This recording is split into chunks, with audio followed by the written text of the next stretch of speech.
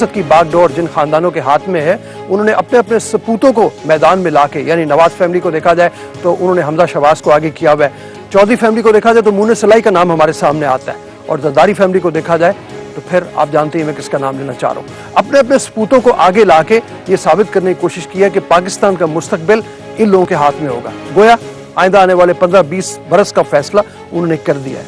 लेकिन इस वक्त हमारे हॉल में ज़्यादातर नौजवान जिनका ताल्लुक मुख्तलिफ तालीमी इदारों से है और जो मुस्तकबिल के एक्चुअल मेवार होंगे, क्या वो इन मेवारों को, यानी वो मेवार जो हमें पॉलिटिकल फैमिलीज दे रही हैं, उनको कबूल करते हैं? क्या उनकी सियासत उनको पसंद आती है?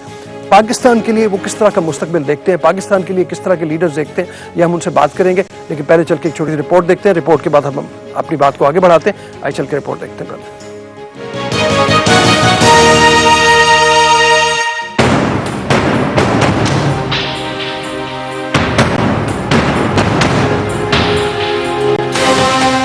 कहीं जाली डिग्रियों की कहानियां तो कहीं करप्शन के स्कैंडल्स, कहीं बुरी तर्ज हुकूमत का रोना तो कहीं हुकूमत की सुस्त रवि के किस्से, कभी गुर्बत की फैलती लकीर का नोहा तो कभी महंगाई का इफरीत। ऐसे में सियासी जमातों के रहनुमाओं ने आने वाले 15 सालों के लिए बिलावल, हमजा और मोनस की शक्ल में नए हुक्मरान मुसल्लत करने का इंडिया भी दे दिया है। ऐसा क्यों है कि हुक्मरानों की औलाद ही हुक्मरानी का खुदादाद हक रखते हैं? हुक्मरानी का हक आम लोगों के पास क्यों नहीं हो सकता? हम यहाँ पर कोई तैयब उर्दगान, कोई अहमदी नजाद पैदा क्यों नहीं कर सकते? सवाल ये है कि हमारे नौजवान अपने सरों पर हुक्मरानों के तौर पर मुसल्लत सियासी खानदानों की औलाद को कबूल कर सकेंगे? क्या हमारे नौजवान मुल्क की बागडोर खुद संभालने का अज़्म लिए हुए हैं? क्या हमारे नौजवान हुक्मरानी को अवाम की खिदमत के लिए वक्फ करने का तहैया किए हुए हैं?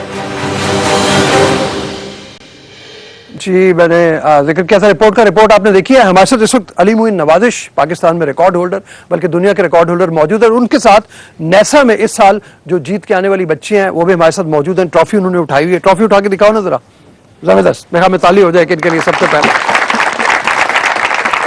और उसके साथ पाकिस्तान के मुख्तलिफ कॉलेजों में जो अचीवर्स हैं वो भी हमारे साथ मौजूद हैं। इन्हीं से मैं बात करूंगा। लेकिन अरे पहले आपसे, रिपोर्ट आपने देखी है, अगर आपसे ये सवाल किया जाए कि आपको तो एक तरह से हमारी पॉलिटिकल पार्टीज ने दे दिया है कि लीडर ये हैं आपके, आप एक्सेप्ट करोगे इस तरह से? क्या पॉलिटिकल पार्टीज की इस वक्त की जो अकरबा परवरी इस तरह से है वो आपको एक्सेप्टेबल होती है, या आप समझते हैं कि इतने सारे जो लोग हैं इनको मौके मिलने चाहिए? और क्या इनको मौके मिलने के कोई इम्कानात हैं?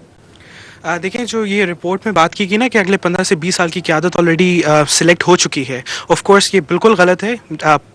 जो पॉलिटिकल पार्टी होती है वो कभी पर्सनल प्रॉपर्टी नहीं होती किसी इंसान की, जिस तरह हमें नज़र आता है।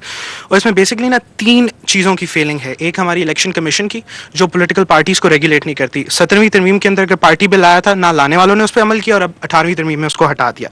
और उसके साथ इलेक्शन कमीशन जो इलेक्शन की एक्सिक्यूशन है, ये वो वजह है जिसकी वजह से ये पॉलिटिकल पार्टीज़ के अंदर ये सियासत रहती है। जब एक्सिक्यूशन ऑफ इलेक्शन होता है, 4-4 गाँव का एक पोलिंग स्टेशन होता है। जो अमीर होता है, जो पैसे खर्च कर सकता है, जो ट्रांसपोर्ट प्रोवाइड कर सकता है, सिर्फ वो ही इलेक्शन लड़ सकता है। जो करोड़ों रुपए खर्च कर सकता है, तकरीबन 2 करोड़ कॉस्ट है इलेक्शन लड़ने की। और पिल डाट की जो रिपोर्ट परसों तरसों आई है, आपने भी अपने क्लिप में भी दिखाई, उससे ऑब्वियस ग्रोथ हमें नजर आई है एवरेज एमएनएस की वैल्यू में। जो सेकंड फेलियर है हमारा, वो है पॉलिटिकल पार्टीज दमसेल्व्स का। जो पॉलिटिकल पार्टी की लीडरशिप तो चले उनकी पर्सनल प्रॉपर्टी है, जो पॉलिटिकल पार्टीज के मेंबर हैं वो क्यों इसको कंडोन करते हैं, वो क्यों इसके खिलाफ खड़े नहीं होते? और जो थर्ड गलती है वो